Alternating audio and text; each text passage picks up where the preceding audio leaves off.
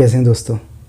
बाज़ार ने आज ऐतिहासिक गिरावट दर्ज की है। मतलब कह रहे हैं कि 25-26 साल में बाज़ार ऐसा गिरा नहीं है और लोगों के अंदर एक पैनिक घर कर गया है कि बाज़ार ही क्या लगातार गिरता ही रहेगा, इसकी करेक्शन कब तक ये जारी रहेगी, इसके रीज़न क्या हैं वो समझना चाह रहे हैं और बाज़ार क्या बाउंस बैक लेगा कि नहीं लेगा। तो मैं तो ये पहली लाइन के अंदर ही आपको क्लियर कर दूँ तो 100% है बाज़ार वापस आएगा। 100% नहीं 200% है बाज़ार वापस आएगा, क्योंकि बाज़ार का एक नियम है, बाज़ार गिरता है और बाज़ार भागता है और नियम सत्य है। जब तक बाज़ार रहेगा बाज़ार गिरेगा और बाज़ार वापस आएगा। अब मुद्दा ये है, यहाँ पर सबसे ज़्यादा पैनिक उन लोगों के साथ है जिन्होंने लॉन्ग टर्म इन्वेस्टमेंट या शॉर्ट टर्म इन्वेस्टमेंट किया था और वो ऊपर के रेट पे जाके बाज़ार में फंस गए और उनके स्टॉक 30-40% करेक्ट हो गए हैं और अब उनकी ये हिम्मत भी नहीं हो रही कि वो उन स्टॉक को एवरेज कर लें और वो ये सोच रहे हैं कि यार हम लोग क्या करें। और अगर मान लो वो एवरेज कर भी लेते हैं तो हो सकता है कि निफ्टी सेंसेक्स तो वापस आ जाए, उनके स्टॉक फिर भी वो पुराने भाव के ऊपर कभी ना आए, 5 साल 10 साल नहीं आए।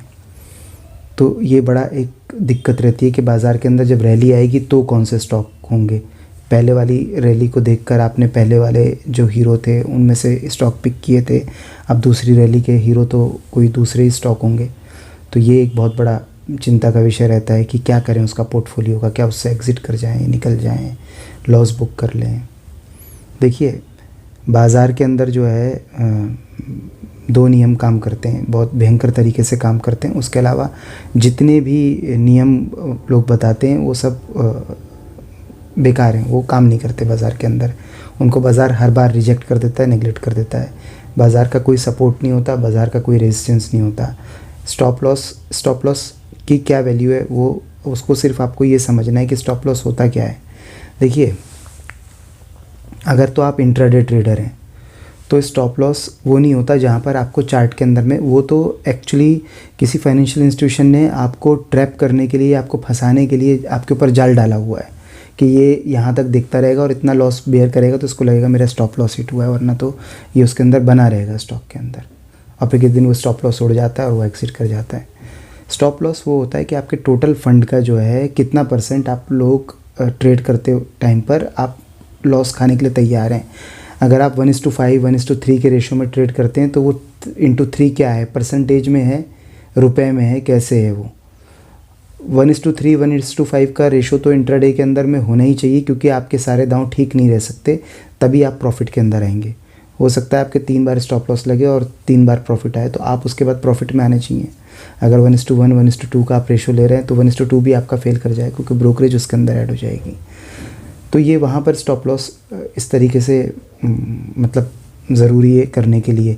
अब जो आते हैं शॉर्ट टर्म इन्वेस्टर, वैसे तो मैं उसमें बिलीव ही नहीं करता कि शॉर्ट टर्म और लॉन्ग टर्म कोई इन्वेस्टमेंट टाइप की कोई चीज़ बाज़ार के अंदर एग्जिस्ट करती है, क्योंकि आपको ये मालूम नहीं है, आपको अपना फ्यूचर मालूम नहीं है। 20 साल किसी कंपनी का फ्यूचर वो किस किस तरीके से बदलाव लेगी, दुनिया किस तरीके से बदलेगी, चीज़ें कहाँ कहाँ बदल जाएंगी। वो आप कल का बादशाह परसों का भिखारी होता है। अब आप देख ही रहे होंगे बाज़ार के अंदर मुगलिया सल्तनत थी, बहादुर शाह ज़फ़र के रिश्तेदार। तो ये लॉन्ग टर्म कुछ नहीं होता। लॉन्ग टर्म जो है वो अपने आप को एक धोखा देने वाली बात है कि मेरा स्टॉक जो है क्योंकि अभी का गिर रहा है उसका मुझे पैनिक नहीं आएगा, मैं तो 20 साल के लिए इन्वेस्टेड हूँ। अरे 20 साल बाद पता नहीं कंपनी रहेगी, पता नहीं तुम रहोगे नहीं रहोगे। तो वो चीज़ है, लॉन्ग टर्म कुछ नहीं होता। फिर भी जो लोग बनाते तो हैं ही, शॉर्ट टर्म इन्वेस्टमेंट का मेरे हिसाब से राइट तरीका ये रहता है कि उसके अंदर में आपको स्टॉप लॉस लगाना ही नहीं चाहिए, कोई स्टॉप लॉस नहीं होता उसका। और उसका सीधा सीधा होता है उसके अंदर में ऑलरेडी करेक्टेड स्टॉक जो है, बड़ी कंपनी जो आज की तारीख में दिख रही है, जिसका प्रोडक्ट आप हाथ में लेके देखते हो और उसके अंदर में अच्छी खासी 30-40% की करेक्शन पहले ही आ गई है, तो उसके अंदर में अगर आप पैसा डालते और थोड़े टाइम के लिए डालते हैं रिटर्न लाने के लिए, 2-4-6 महीने के लिए, और जब आपको 20-30% के रिटर्न वो दे देता है तो आप उससे एग्ज़िट कर लेते हैं। तो ये तो शॉर्ट टर्म इन्वेस्टमेंट होता है और यहाँ पर स्टॉप लॉस काम नहीं लगाना चाहिए, मेरे हिसाब से नहीं लगाना चाहिए। आपको एक लॉस बेयर करने की, भाई मैं कितना लॉस बेयर करके इसके अंदर बना रह सकता हूँ, या फिर मेरे पास कुछ एवरेज करने के लिए फ़ंड बचेगा कि नहीं, मैं सारा पैसा तो इसके अंदर नहीं डाल देता। उस तरीके से आप रिस्क मैनेजमेंट करके उसके अंदर इन्वेस्ट कर सकते हैं। अदरवाइज़ स्टॉप लॉस तो वहाँ पर काम ही नहीं करता, वो इंट्राडे के लिए काम करता है। अब मुद्दा सवाल ये है कि बाज़ार बहुत भयंकर तरीके से गिर रहा है और किसी को भी मालूम नहीं इसका लॉ क्या है, क्या रीज़न क्या है। आग है बस धुआं ही धुआं है। मतलब कॉन्स्पिरेसी थ्योरी हैं बहुत सारी कि जिनकी वजह से लोग बता रहे हैं कि ये जो है बाज़ार गिर रहा है। ठीक है, कॉन्स्पिरेसी थ्योरी क्या होती है कि वो ना सच नहीं होती, मतलब उसका सच किसी को पता नहीं होता। वो सिर्फ एक बात होती है, वहाँ पर एक सच ये होता है कि वहाँ पर आग है। अब आग से धुआं पैदा होता है, तो धुआं देख के कहानी घड़ी जाती है। अब आग है ये तो साबित हो जाता है उससे, लेकिन वो आग का वजह क्या है, किसी ने चाय बनाने के लिए अपना गैस का चूल्हा जलाया इसलिए आग है, या फिर कहीं पर आगजनी हो रही है वो आग ऐसी आग है, या फिर क्या कहते हैं कोई ऐसा फेस्टिवल है जिसके अंदर आग जलाई जाती है वैसी आग है। बस ये धुआं है, धुआं देख के जो है तरह तरह की कहानियाँ लोग गढ़ लेते हैं। सच्चाई किसी को भी मालूम नहीं होती कि क्या है। और अगर मान लीजिए कुछ सच्चाइयाँ होती भी हैं जिनको आप जियोपॉलिटिकल इशू कहते हैं, तो उनका इम्पैक्ट जो है इतना जल्दी नहीं होता कि आज ही बाज़ार के अंदर उसका इम्पैक्ट आपको नज़र आ जाएगा और आप कहो कि क्योंकि वो इस तरीके से दुनिया के अंदर बदलाव आ रहा है तो आज ही बाज़ार जो है पूरी तरीके से करेक्शन ले जाएगा और आज ही जो है बाज़ार फैसला कर लेगा। क्योंकि ये घटनाएँ बहुत आहिस्ता आहिस्ता घटती हैं और इनके बहुत दूरगामी परिणाम होते हैं, एकदम ये नहीं होता। दूसरा ये चीज़ कहना कि बाज़ार के अंदर कोई रिसेशन जैसी चीज़ होती है, रिसेशन आ गया बाज़ार के अंदर और इसकी वजह से ऐसा कोई पैनिक खड़ा हो रहा है, तो रिसेशन जैसी कोई चीज़ एग्जिस्ट नहीं करती। बाज़ार बहुत जब लॉन्ग टर्म रैली लेके ऊपर जाता जा रहा था तो आप तो नहीं पूछ रहे थे कि बाज़ार क्यों इतना भाग रहा है, हमारे बाज़ार में ऐसा क्या हो गया, मेरी कमाई तो 2 गुना 3 गुना हुई नहीं है, तो स्टॉक क्यों इतना मजबूत है, अपना निफ्टी अपना सेंसेक्स इतना क्यों मजबूत है। आप ये सवाल ही नहीं पूछ रहे थे, आप भाग रहे थे, आप इंजॉय कर रहे थे बाज़ार को। अब गिर रहा है तो आप सोच रहे हो रिसेशन आ गया, कोई जियोपॉलिटिकल घटना हो गई, ट्रम्प ने टैरिफ लगा दिया, तो ये सब का कोई लॉजिक ही नहीं है। हाँ, आप जब भाग रहे थे तो आपने बहुत ऊपर के रेट के ऊपर में भागते उसके अंदर में इन्वेस्ट कर दिया, वो आपकी प्रॉब्लम थी जिसका जो है खामियाजा बाज़ार ने आपको भुगतवा दिया है। अगली बार जब आप बाज़ार में थोड़े से पुराने हो जाएंगे तो भागते हुए चढ़ते हुए बाज़ार में ऊपर के रेटों के ऊपर में स्टॉक को आप परचेज़ करके पोर्टफोलियो में लेके नहीं बैठेंगे। आप ध्यान रखेंगे कि करेक्ट स्टॉक करेक्ट पोजीशन भाव के ऊपर में होना चाहिए। बहरहाल इस बाज़ार के अंदर मैं आपको इसलिए हौसला देने के लिए लगातार आता हूँ कि ऐसा कुछ भी नहीं है कि बाज़ार के अंदर किसी तरीके का पैनिक लेने की ज़रूरत है। अगर आपका पोर्टफोलियो 40-50% करेक्ट भी हो गया है तो भी आपको कोई पैनिक लेने की ज़रूरत नहीं है। ये तो शॉकवेव बाज़ार का काम ही है, मतलब बाज़ार का स्टाइल है। जब बाज़ार बहुत अच्छा कर रहा होता है तो इसका ये गारंटी नहीं होती कि इकोनॉमी बहुत अच्छा कर रही है आपकी, और जब बाज़ार बहुत बुरा कर रहा होता है तो इसकी भी ये गारंटी नहीं होती कि आपकी इकोनॉमी बहुत बुरा कर रही है इसलिए बाज़ार। इकोनॉमी एक अलग चीज़ है और ये बाय सेल का धंधा एक अलग चीज़ है। ये तो मतलब अच्छा एक बात बताइए, कह रहे हैं कि 90 लाख करोड़ रुपया गायब हो गया या डूब गया, ये पैसा कहाँ चला गया है? डूब गया, कहाँ चला गया पैसा? पैसा जो है बाज़ार के अंदर थोड़ा थोड़ा थोड़ा करके पैसा आता रहता है लगातार, लेकिन ये जो पैसा आता और जाता है ये पैसा कहीं नहीं जाता। ये पैसा आमतौर पे बाज़ार के अंदर ही दोबारा वापस आ जाता है। जैसे फॉर एग्ज़ाम्पल अभी हो सकता है कुछ लोग कह रहे हैं कि इंडियन बाज़ारों से पैसा निकाल के चाइना के बाज़ारों में डाल रहे हैं, तो कुछ दिनों बाद आप देखेंगे कि वो ओवर वैल्यूएशन वहाँ पर हो जाएगा, है ना, तो पैसा वहाँ से निकाल के यहाँ डालने लगेंगे। तो भैया आदमी को अपना पैसा इन्वेस्ट करता है, उसको प्रॉफिट चाहिए। अब आपके पास में वो कैपेसिटी है नहीं, आप जो है विदेशी बाज़ारों के अंदर इन्वेस्ट नहीं कर सकते। हमारे पास हमारा यही घरेलू बाज़ार है तो हम यहीं पे इन्वेस्ट करेंगे। ये बात ठीक है, हमने ऊपर के रेट में उत्साहित होकर कुछ पोर्टफोलियो बना लिया था तो उसके अंदर में थोड़ा करेक्शन के अंदर में हमको झेलना है, तो सब्र करके बैठें और इस टाइम पे बहुत ये नज़र बनाने की कोशिश करें कि आपके स्टॉक, अगर आपने ऐसे स्टॉक चुन लिए हैं कि जो अगली रैली के अंदर में पार्टिसिपेट नहीं कर रहे, मतलब निफ्टी की चाल के ऊपर में, सेंसेक्स की चाल के ऊपर में उनके अंदर में मूवमेंट नहीं आ रहा है, वो साथ में परफॉर्म नहीं कर रहे हैं, तो यकीनन उन स्टॉक से आप, मैं सजेशन नहीं कर रहा, लेकिन उन पे आप नज़र बना के रखिए कि वो बाज़ार के साथ में वापसी करने चाहिए। नहीं तो पोर्टफोलियो को हम स्विच कर सकते हैं। सभी स्टॉक तो सभी 30-40% करेक्ट हो गए हैं लगभग, अच्छी वैल्यूएशन पे सभी मिल रहे हैं, तो पैसा कहीं डूबा नहीं है। पैसा आप लॉस बुक कर लेंगे, दूसरा ले लेंगे, वो 40% बढ़ जाएगा तो भी पैसा तो वहीं का वहीं है, आपका पैसा कहीं गया नहीं है। अगर आपसे कोई कमज़ोर कंपनी के अंदर में पैसा लग गया है, या फिर आपको लग रहा है कि ये कंपनी अब रिवर्स नहीं कर पाएगी, या डेबिट वाली किसी कंपनी में आपसे पैसा इन्वेस्ट हो गया है, या फिर आपसे कोई गलत इन्वेस्टमेंट हो गया उस साह के अंदर में, तो उसके ऊपर में थोड़ी सी नज़र बना लें, क्योंकि बाज़ार वापस आएगा, ये बात तय है और कोई पैनिक की बात नहीं है। लेकिन वो स्टॉक उसके साथ में वापस आएगा कि नहीं, ये बहुत इम्पोर्टेंट बात है। और जब इस स्टॉक से आप निकल जाएं तो कोशिश ये करें कि लॉन्ग टर्म इन्वेस्टमेंट और बिल्कुल ही, अगर आप बाज़ार को नहीं देखने वाले आदमी हैं कि आप बस पैसा डाल देते हैं, उसके बाद आप 10-20 साल के लिए भूल जाना चाहते हैं, ऐसे आप इंसान हैं, तो फिर स्टॉक मार्केट आपके लिए सही जगह नहीं है। 10-20 साल बाद आपकी लॉटरी भी खुल सकती है, कोई जैकपॉट हाथ लग गया, और 10 से 20 साल बाद ऐसा भी हो सकता है कि पैसा जब आप पूछने के लिए जाएँ तो आपको कंपनी भी ना मिले। तो उन लोगों के लिए ये स्टॉक मार्केट सही जगह नहीं है। वो ऐसी चीज़ के अंदर में इन्वेस्ट करें जिनके सामने होती है, प्रॉपर्टी में इन्वेस्ट करें। क्रैश उसके अंदर भी आ सकता है, पॉपुलेशन के बारे में लोग बहुत चिंतित हैं, तो पॉपुलेशन क्रैश के साथ, लेकिन फिर भी जो है आपका पैसा जो है ज़ीरो तो कभी भी नहीं होगा। और नहीं भी तो प्रॉपर्टी इन्वेस्ट करके उसको आप रेंट के ऊपर में दे सकते हैं, तो कुछ आपको वहाँ से रिटर्न तो आते ही रहेंगे। नई रेंट पे जाती है तो भी आप कुछ तो मतलब उसका यूटिलाइज़ कर सकते हैं, अपना फार्म हाउस बना के बैठ सकते हैं, अपना वीकेंड रूम घर बना के बैठ सकते हैं। तो बहुत सारे फ़ायदे बेनिफिट उसके आप ले सकते हैं। तो इस तरीके के लोग जो बाज़ार को देखना ही नहीं चाहते, उनको तो मेरे सलाह ये है कि लॉन्ग टर्म कोई सा भी इन्वेस्टमेंट बाज़ार के अंदर नहीं करें। लेकिन जो इन्वेस्टमेंट बाज़ार के अंदर लगातार फुल टाइम ट्रेडर की तरह ट्रेड नहीं करना चाहते, वो शॉर्ट टर्म ही इन्वेस्ट करें और विदाउट स्टॉप लॉस ट्रेड करें। और कंपनी पहचानने का सबसे बेहतरीन तरीका ये है कि कंपनी का प्रोडक्ट आपने हाथ में लेके देखा हुआ है, आपने बिकते हुए देखा है, आप प्रोडक्ट से भली भांति परिचित हो, तो आपको पता लग जाएगा कि हाँ, ये कंपनी के स्टॉक को जब ये करेक्शन ले गया है तब मैं इसके अंदर में इन्वेस्ट करूँगा, और मैं जल्दी से 2 महीना 3 महीना 1 महीना 4 महीना उसके अंदर में 10-20% का एक टारगेट रखें, उससे एग्ज़िट कर जाएँ। फिर उसके बाद जो है देखें कौन सा और दूसरा करेक्टेड स्टॉक आपको मिल रहा है, उसके अंदर में फिर आप इन्वेस्ट कर दें।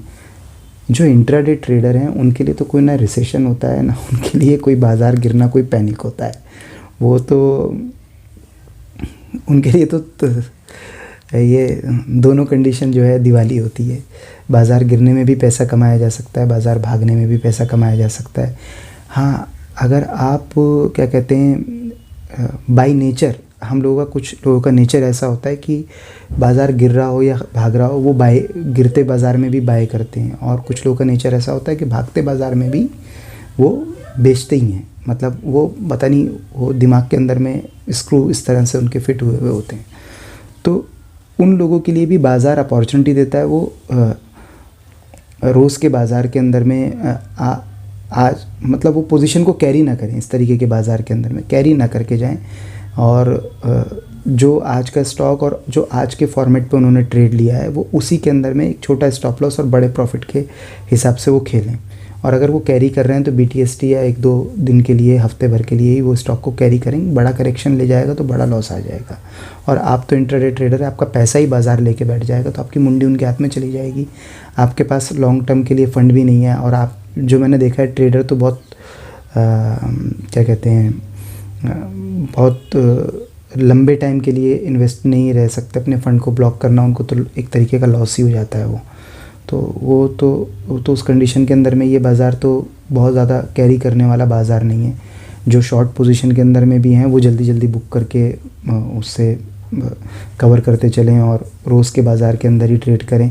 और जो लॉन्ग पोजीशन लेना चाहते हैं, परचेज़ करना चाहते हैं, वो भी आज के बाज़ार के अंदर ही ट्रेड करें और निकल जाएं। कुछ एक स्टॉक हैं, मुझे कई लोग कहते हैं कि तुमसे भाई नहीं हो पाएगा, तो मैं उनको ये बताना चाहता हूँ, यार एक तो मैं फाइनेंशियल एडवाइज़र कोई हूँ नहीं, तो मैं आपको कोई टिप तो देता नहीं हूँ। दूसरा, मैं कोई स्टॉक आपको बताता नहीं हूँ। तीसरा, मैं आपको ये भी नहीं कह रहा कि आप जो है मेरे हिसाब से ही ट्रेड करें। चौथी बात यह है कि मेरा पोर्टफोलियो प्रॉफिट में मुझे कोई तकलीफ़ नहीं है। मुझे तकलीफ़ सिर्फ अपने उन भाइयों को लेकर है जो बाज़ार के अंदर में नए नए तरीके से 2-5 साल के अंदर ही वो आए थे, और उन्होंने बाज़ार का एक बुल रन ही देखा था।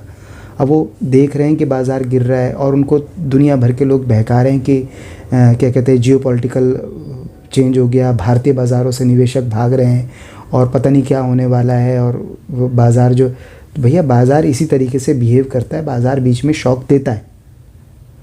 ये जो 2008 का जिसको रिसेशन के बारे में बताते हैं आप लोग, अगर उस टाइम पे इन्वेस्टेड थे, मैं तो 2011-12 से इन्वेस्टेड हूँ, मैं तो बाज़ार में आता ही नहीं अगर रिसेशन नहीं आता तो। उसके बाद ही तो स्टॉक मार्केट के बारे में इन्फॉर्मेशन आती। कोविड नहीं आता तो बहुत सारे लोग तो बाज़ार में आते ही नहीं। अरे भैया जब वैल्यूएशन करेक्ट करेगा बाज़ार, तभी तो नए लोगों को मौका मिलेगा। बाज़ार थोड़ी ऐसा कोई वो थोड़ी है कि बाज़ार भागते ही चला जाएगा, ऊपर ही जाता चला जाएगा, हैं ये कोई मजाक थोड़ी चल रहा है। हाँ, लॉन्ग टर्म में बाज़ार की चोंच ऊपर है, लेकिन लॉन्ग टर्म में हर स्टॉक की चोंच ऊपर है ऐसा नहीं है।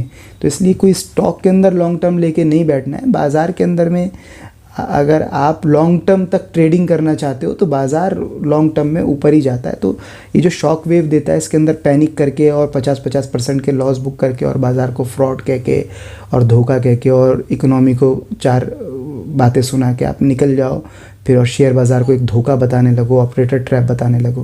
अरे भैया फाइनेंशियल इंस्टीट्यूशन ने आपको कुछ एक सिस्टम दिया है, बेचा है हाथ में, चाहते हैं आप उस तरीके से ट्रेड करो, तो यकीनन वो तो उनका प्रॉफिट बनाने के टूल हैं, उनको आप इस्तेमाल करते हो तो वो उसको मैनेज करते हैं। जैसे आप सपोर्ट रेजिस्टेंस ये सब जो चार्ट पैटर्न, ये कैंडल ऐसा बताता है, वो कैंडल वैसा बताता है, ये तो आइडिया उन्होंने आपको बेच दिया है। तो वो इसलिए बेचा है आपको आइडिया, ताकि भाई उनको प्रॉफिट बनाने में थोड़ी आसानी हो। अगर आप इन आइडिया के ऊपर नहीं चलते, शॉर्ट टर्म के अंदर में आप रेजिस्टेंस सपोर्ट ने, शॉर्ट टर्म के अंदर में आप ऑलरेडी 50% 40% कंपनी जिसका हाथ में स्टॉक आपने माल लेके देखा है, जिसका धंधा आप जानते हैं समझते हैं, उसका आप स्टॉक ले रहे हैं 30-40% की करेक्शन में, तो आपको वो प्रॉफिट देगा, शॉर्ट टर्म के अंदर दे देगा।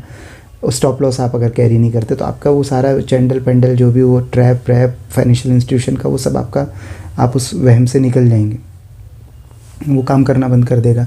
दूसरा कि अगर इंट्राडे के अंदर में आप ट्रेड करते हैं और आप स्टॉप लॉस अपने फाइनेंशियल, अपना रिस्क मैनेजमेंट करके आप स्टॉप लॉस कैरी करते हैं, ना कि जो बाज़ार ने आपको तरीके सिखाए उनको आप लेकर ट्रेड करते हैं। आप अपना रिस्क समझते हैं कि भाई मेरा टोटल 1 करोड़ का फंड है, मैं 1 लाख रुपए से इंट्राडे करता हूँ। 1 लाख रुपए सफिशिएंट फंड हो जाता है 1 करोड़ वाले आदमी के लिए, या 10 लाख रुपए से मैं इंट्राडे करता हूँ, 10% वैल्यूएशन लगाता हूँ, और मेरा जो है मैं 10 लाख रुपए से 4 ट्रेड करूँगा, 2 लाख 3 लाख रुपए के आप स्टॉक लेते हैं, और उसके अंदर में आप जो है 1,000-2,000 रुपये का अगर आप स्टॉप लॉस कैरी करते तो आपके 4-5-6 आइडिया फेल होते हैं, 1:3 1:5 का आप रेशो रखते हैं, तो आपको इंट्राडे में बेनिफिट आ जाएगा। और अगर आपके 10 में से 10 स्टॉक ही डूब रहे हैं, हालांकि इसके अंदर में जो है एक नियम लागू हो जाता है, हेड एंड टेल नियम। हेड एंड टेल नियम में ये होता है कि अगर आप 100 बार कोई सिक्का उछालेंगे तो 50 बार आपका या 40 बार आपका सही आएगा। तो अगर आप रिवार्ड रेशो सही रखते हैं, 1:3 से ऊपर का रखते हैं, और आप 100 ट्रेड लेते तो आपके 40 ट्रेड अगर सही रहते तो आप 1:3 के रेशो पे आप प्रॉफिट के अंदर ही आखिर में आपकी जान छूटेगी। अब हेड एंड टेल नियम ऐसा है, इसके अंदर तो कोई दिमाग लगाने की भी ज़रूरत नहीं होती है। आप कोई सिक्का लेके हाथ में उछालना शुरू कर दो, हेड एंड टेल नियम उस पर काम कर जाएगा। वो बहुत बार हाँ, बहुत बार ना, वो दोनों साइड का आपको दे देगा। तो आप लगातार किसी भी तरीके से आप स्टॉक को अगर देखते और उसको आप नज़र बनाते कि हाँ ये स्टॉक जो है भागेगा, और ऐसा थोड़ी आप 100 में से 100 बार आप गलत होने वाले हो। और अगर होने वाले हो तो भैया आपका लक काम नहीं कर रहा है कि 100 में से 100 बार आप गलत हो रहे हो, तो फिर आप छोड़ दो स्टॉक मार्केट, आप बाहर निकल जाओ, आपका दूसरा कोई काम कर लो। लेकिन अगर आपका 100 में से 50 बार 60 बार 70 बार अगर आपका लक सही रखता है, रिवार्ड रेशियो आप सही रखते हैं, रिस्क मैनेजमेंट आप सही रखते हैं, उस हिसाब से आप स्टॉप लॉस कैरी करते हैं और क्या कहते हैं प्रॉफिट भी लगातार बुक करते हैं। ऐसा नहीं कि स्टॉप लॉस तो परफेक्ट लगा रखा है लेकिन प्रॉफिट का दे के चले जा रहे हैं। प्रॉफिट अगर टारगेट नहीं आ रहा है और 2% आ रहा है और आपको लग रहा है कि यहाँ पे स्टॉक परफॉर्म नहीं करेगा, 2% लेके निकलो, एटलीस्ट आप प्रॉफिट के अंदर हो। लेकिन अगर प्रॉफिट जो है आपके टारगेट को एकदम क्रॉस करके मार गया तो आप उसको स्टॉप लॉस को ट्रेल करना चालू करो ताकि बड़े प्रॉफिट लेना शुरू कर दो। आपका जो टारगेट था वहीं पे स्टॉप लॉस लगा दो। अगर दोबारा वहाँ पर आता है तो ठीक है, भाग जाता है तो बड़े प्रॉफिट लेने की कोशिश करनी है। पैनिक जो करना है वो लॉस के अंदर करना है, इंट्राडे के अंदर में पैनिक करना है लॉस के अंदर कि हाँ अपना आ गया तो अपने को एग्जिट करनी है। कुछ एक स्टॉक हैं जो इस गिरते हुए बाज़ार के अंदर भी लगातार परफॉर्म करते हैं और भागेंगे। आज भागेंगे लेकिन कल की गारंटी नहीं है, हो सकता है आज 10% का मूव दें, कल 10% का करेक्शन ले जाएं। तो आज के बाज़ार में ही ट्रेड करें, उसको कैरी फॉरवर्ड ना करें, उसको पोजीशन को लेके ना चलें। और रिसेशन आ रहा है तो आने दें आपको। अब ये जब बाज़ार करेक्ट होकर आपको मिलेगा ठीक ठाक, तो आपको बहुत सारे शॉर्ट टर्म इन्वेस्टमेंट के स्टॉक भी मिल जाएंगे। तो ये तो बाज़ार का शुक्रिया अदा करने का वक्त है, और आप इस टाइम पे पैनिक लेते हैं। बाज़ार को शुक्रिया कहें कि वो बार बार आपको जो है बाज़ार के अंदर बाय के मौके देता है, नए नए इन्वेस्टर आने के लिए बाज़ार के अंदर एक करेक्शन आती है बाज़ार के अंदर। बाज़ार कभी भी अच्छा नहीं हो सकता जिस बाज़ार के अंदर करेक्शन नहीं आती। बाज़ार स्टॉक गिरना चाहिए, स्टॉक भागना चाहिए। ये पैनिक का टाइम नहीं है, आपने घबराना नहीं है। ये तो एक गोल्डन अपॉर्चुनिटी है। कुछ लोगों को जब कोरोना आया तो उस टाइम पे तो मैं इन्वेस्टेड था और बाज़ार के अंदर था, तो लेकिन मैं इंट्राडे ट्रेडर था। तो कुछ लोगों ने पैसे इन्वेस्ट कर रखे थे और बाज़ार भयंकर गिरना चालू हुआ, तो कहने कि बाज़ार बंद हो जाएगा, बाज़ार ख़त्म हो जाएगा। अरे मैंने कहा वंस इन अ लाइफ आपको ये अपॉर्चुनिटी आती है यार, ऐसा मत करो। उस टाइम पे मैंने कुछ शॉर्ट टर्म इन्वेस्टमेंट किए थे। टाटा मोटर के मैंने 68 रुपये के ऊपर शेयर खरीदे थे, आज तक नहीं बेचे हैं। 1200 रुपये जाके फिर आ गया, पड़े हुए हैं मेरे पास। मैंने कोल इंडिया के शेयर लिए थे उस टाइम पे, डिविडेंड आता है। तो ये तो वंस इन अब फिर दोबारा से मुझे कुछ पोर्टफोलियो बनाने का मौका मिलेगा, तो मैंने जो प्रॉफिट बनाया उसको मैं उसके अंदर डालूंगा पैसों को, क्योंकि मैं तो 10% में तो पैसा फ्री रहता है। मैं इंट्राडे के लिए तो 10% पैसे का ही यूज़ करता हूँ। आप भी वही करिए, छोटे छोटे स्टॉप लॉस रिस्क मैनेजमेंट के हिसाब से लगाइए, लंबे लंबे प्रॉफिट बुक करने की कोशिश कीजिए। और बाज़ार के अंदर में सारा पैसा और कर्ज़े का पैसा, लोन का पैसा हाई रेट के ऊपर में पोर्टफोलियो में लेके मत बैठिए। बाज़ार कई बार जो है आपको सपने दिखाता है 10 गुना 20 गुना, और कई बार आपके फ़ंड को आधा कर देता है। आपका लोन आपकी जेब से आपको चुकाना पड़ जाएगा, बाज़ार आपका पैसा, फिर आपको लगेगा कि स्टॉक मार्केट फ्रॉड है। ये सब नहीं है, फ्रॉड कुछ नहीं है। बाज़ार ने गोल्डन अपॉर्चुनिटी आपको दी है, और इस गोल्डन अपॉर्चुनिटी में आपको घबराना नहीं है। अगर आपका नेचर शॉर्ट करने का नहीं है, बेयरिश नहीं है, तो आप शॉर्ट पोजीशन बनाने की भी कोशिश मत कीजिए। बाज़ार में पूरा बाज़ार गिरेगा, आप जहाँ शॉर्ट होगे वो भाग जाए, मत कीजिए। जो आपकी टेंडेंसी है, आप अपनी टेंडेंसी के ऊपर ही, मतलब शेर शिकार करके खाता है ना। वो पेट नहीं बनना पसंद करता, भेड़िया पालतू होना पसंद नहीं करता, और कुत्ता बिल्ली पालतू होना पसंद करते हैं। तो सबका अपना अपना नेचर है, तो अपने नेचर के हिसाब से ही बर्ताव कीजिए। ऐसा नहीं कि बाज़ार गिर रहा है और आप लगातार इस तरीके की आपकी ऑब्जर्वेशन रहती है कि आप बाय करते हो और अब आप अचानक से जो है पुट खरीदने लगो, शॉर्ट करने लगो। बाज़ार आपको बहुत ज़्यादा प्रॉफिट नहीं देगा बाज़ार। तो इसलिए जो है राइट टाइम का वेट करें, इंट्राडे में ट्रेड करें, पोर्टफोलियो को एक बार ऑब्जर्वेशन में ले लें, रडार पे ले लें कि ये स्टॉक जो है रिवर्सल के अंदर में भागेंगे कि नहीं भागेंगे। बाज़ार कितना भी करेक्ट हो रहा है उसको होने दें, अच्छी वैल्यूएशन के ऊपर में स्टॉक मिलेंगे। अच्छी वैल्यूएशन ज़रूरी है कि ज़रूरी नहीं है कि बाज़ार जो है पूरा करेक्ट हो गए 18,800 के आसपास में, जो मजबूत अब जगह जहाँ पर बाज़ार ने आपको बताया सपोर्ट है, हो सकता है वहाँ पे भी ना ले, ऊपर जाके फिर नीचे आ जाए। ठीक है, तो आप ये देखिए स्टॉक का अगर वैल्यूएशन सही आ गया है तो आपके लिए वो राइट टाइम है कि आप उसको बाय कर लें। जैसे कि बहुत सारे स्टॉक हैं, मैं सजेस्ट नहीं कर रहा, लेकिन आप देखेंगे तो वो 50-60% अच्छी कंपनियों के स्टॉक हैं जो करेक्ट हो चुके हैं। तो कोई ज़रूरी नहीं है कि वो यहाँ से हो सकता है 2-5% बाज़ार हो सकता है निफ्टी और 5-7% करेक्ट हो जाए, लेकिन वो यहाँ से और 2-4% ही करेक्शन लें, ना भी लें, कोई पता नहीं है। हो सकता है वो गिरते बाज़ार में ही अपना आपको जादू दिखाना शुरू कर दें। तो ये समझदारी का टाइम है कि जो बाज़ार के अंदर में आपकी रैली में जो परफॉर्म करेंगे, हमारे पोर्टफोलियो में वो स्टॉक होने चाहिए। कुछ बेच के कुछ पोर्टफोलियो को थोड़ा सा शफल करके ठीक ठाक कर लें बाज़ार की रैली के, भले ही पूरा ना आप निकले, लेकिन आप थोड़ा थोड़ा उसके अंदर में स्विच करना का आइडिया निकालें कि किस तरीके से हम लोग उन स्टॉक के अंदर भी एंटर कर जाएं जो बाज़ार की रैली के साथ में परफॉर्म करेंगे, और इधर हम अपना लॉस कम कर दें। क्योंकि पोर्टफोलियो में जो स्टॉक हैं वो भी भाव पर आ ही जाएंगे कुछ एक साल के अंदर में, नहीं भी आते हैं और बहुत ही आपने रद्दी और बोगस माल जमा कर रखा है तो उसको एक बार जांच परख कर लें रात में बैठ के थोड़ा स्टडी कर लें, तो उससे जो है एग्ज़िट ही कर लें तो ज़्यादा बेहतर है। और एग्ज़िट भी करें तो उछाल आने का तो ज़रूर वेट करें उसके अंदर भी, क्योंकि जब बाज़ार करेक्शन लेगा तो थोड़ा बहुत तो वो, मतलब बाज़ार जब रिवर्सल लेगा तो थोड़ा बहुत तो वो भी भागेंगे। बाज़ार लगातार 2008 में भी नहीं गिरा था, और बाज़ार 2020 में भी लगातार नहीं गिरा था। इसको याद रखिए, बाज़ार लगातार नहीं गिरेगा। अगर ये रिसेशन में और 16,500 या 18,800 भी जाने वाला है तो भी ये हज़ार पॉइंट के रिवर्सल आपको दिखाएगा, ये तय है। किसी भी तरीके के पैनिक करने की ज़रूरत नहीं है, आपको घबराना नहीं है, बाज़ार में बने रहना है। जो बना रहेगा वो प्रॉफिट में निकलेगा। जो बने हुए हैं, बाज़ार छोड़ क्यों नहीं रहे हैं लोग, है ना।